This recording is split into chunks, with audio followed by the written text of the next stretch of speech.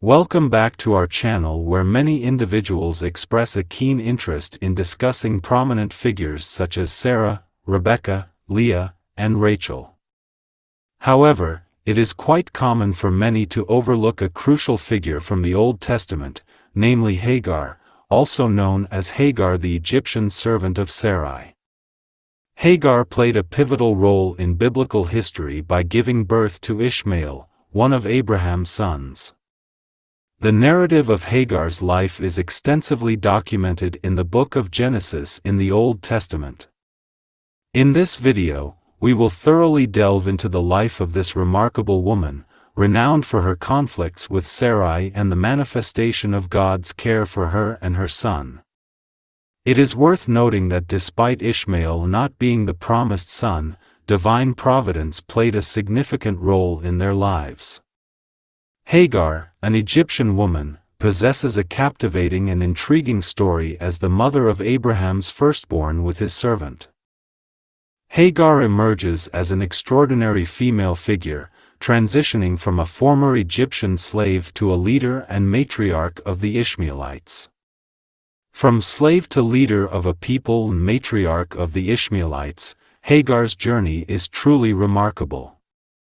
While most people are familiar with the story of Abraham and Sarah, as well as the narrative of Hagar, many often neglect to explore the linguistic, cultural, and specific aspects associated with these biblical characters, which are frequently overlooked. Hagar, in particular, is often marginalized, and people possess limited knowledge of her story.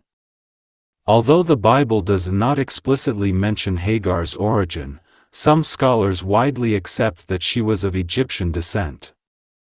There is a possibility that Abraham acquired her during his stay in Egypt.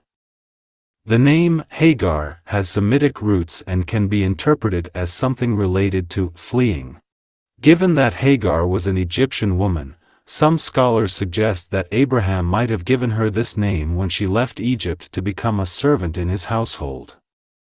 While most individuals are more informed about Sarah and other biblical matriarchs, it is interesting to note that Abraham, driven by Sarah's persistent requests, eventually succumbed to her desire for him to have relations with his servant, Hagar the Egyptian. This act led to the conception of Ishmael, the son of Abraham and Hagar. After conceiving, Hagar began to despise Sarai, leading to a significant conflict within Abraham's family. With Abraham's permission, Sarai treated Hagar harshly due to her contempt, and fearing Sarah's anger, Hagar fled to the desert. In the desert, the angel of the Lord appeared to Hagar, instructing her to return to Abraham's house. Additionally, the angel revealed to Hagar that she would have an exceedingly numerous offspring. The dialogue between the angel of the Lord and Hagar is recorded in Genesis 16, starting from verse 7. The angel found her by a spring in the desert on the way to Shur and inquired about her origin and destination. Hagar replied that she was fleeing from the presence of her mistress, Sarai. The angel of the Lord advised her to return and humble herself before Sarai, promising an abundance of descendants that could not be counted. The angel further announced that Hagar would conceive and give birth to a son named Ishmael, predicting that he would be a fierce man with a contentious nature. Ishmael would live in the presence of all his brothers. Deeply moved by this revelation, Hagar called the name of the Lord who spoke to her, God who sees me, acknowledging that he saw her even when she believed she went unnoticed.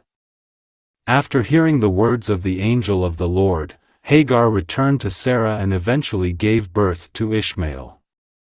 Ishmael became the father of the Arabs and Ishmaelites, with some Arab peoples directly descending from him. It is important to note that not all Arabs share this lineage, but it remains a significant point to remember. Hagar, of Egyptian descent, belonged to the lineage of Mra, who, in turn, descended from Ham, one of Noah's sons. Therefore, she was an Egyptian woman with a profound understanding of ancient Egyptian culture and language. Some scholars propose that Hagar possessed a high level of education and was a multilingual woman. Her ability to communicate in Aramaic indicates that she was not merely a simple servant, her value lay in her knowledge of various languages. Abraham, who spoke ancient Aramaic and Akkadian, facilitated communication with Hagar. We encounter Hagar in Genesis 16, where she is introduced as Sarah's Egyptian maid. However, according to Midrashic tradition, she was, in fact, an Egyptian princess. This tradition suggests that God miraculously saved Sarah from Pharaoh's advances by sending plagues, leading Pharaoh to conclude that it was better for his daughter to be a servant in Abraham's house than an idolatrous noble in his own. This may explain Hagar's proficiency in other languages. When Hagar began residing with Abraham, Sarah, and their group, she initially followed ancient Egyptian polytheism, worshipping deities like Ar, Seth and Isis. However, it is said that after coming into contact with Abraham, she and those with him began to adopt the worship of the god of the Semites, the god of Noah. Thus, Hagar began serving the God of Abraham. As mentioned in the Bible, Hagar had contact with an angel who prophesied that she would be the mother of many peoples. She conceived a boy, Ishmael, who became the progenitor of several nations, specifically the 12 Arab tribes inhabiting the region between Egypt and Saudi Arabia known as the Gulf of Aqaba. These tribes mixed with other Arab peoples, including the Midianites, all of whom were descendants of Abraham. After leaving with Ishmael, Hagar never returned to Abraham, and Abraham did not take her back as a wife or concubine. It is crucial to understand this, as there is a mistaken interpretation of sacred scriptures suggesting that Abraham received her back. Abraham's second wife, Keturah, who was previously a concubine, was also of Aramaic origin. Hagar is commonly considered the matriarch of the Ishmaelite people, the 12 tribes of Ishmael. However, the truth is that Hagar was the progenitor of a people who bore her name. She played the role of leader in the early days of this people, and she was respected and revered. This specific people she gave rise to is known as the Hagrites in antiquity and in the Bible. They inhabited the region corresponding to Palestine and Transjordan. When Hagar returned to Egypt with her son Ishmael, she married again, indicating that she joined a new partner. Later, they journeyed towards the Middle East, leaving Egypt with Ishmael, who was now an adult and married. They established joint residence, and Ishmael married a woman in Egypt, possibly adopting a polygamous lifestyle and generating offspring through his multiple wives.